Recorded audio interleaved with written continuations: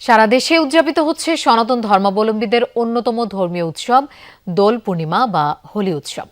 মন্দিরে মন্দিরে পূজা, হোমযজ্ঞ, প্রসাদ বিতরণ সহ নানা ধর্মীয় আচারের আয়োজন হয়েছে। গতকাল পাবনার হিমায়তপুরে আশ্রম প্রাঙ্গণে শুরু হয় 3 দিন ব্যাপী উৎসব।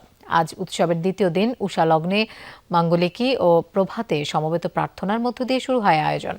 এরপর ভগবান শ্রীকৃষ্ণের দোলযাত্রা উপলক্ষে আবির লেখায় মেতে ওঠে উৎসবে আগত ভক্তরা। বুধবার সন্ধ্যায় সমবেত প্রার্থনার মধ্য দিয়ে শেষ হবে 3 দিন ব্যাপী উৎসব।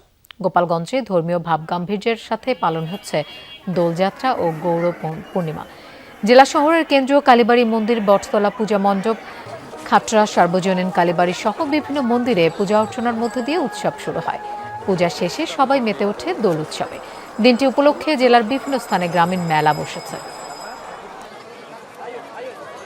এই হোলিটা হচ্ছিল আমাদের ধর্মীয় রীতি অনুসারে শ্রীকৃষ্ণ রাধারানীকে নিয়ে, অষ্টসখীদের নিয়ে এই দিনটায় রং খেলেছিল, আনন্দ উদযাপন করেছিল। প্রকৃতির বিপর্যয়কে দূর করতে গত রাত্রে আমাদের হোলিকা দাহনের মাধ্যমে আজকে বসন্তকে বরণ করার জন্য এই হোলি উৎসব।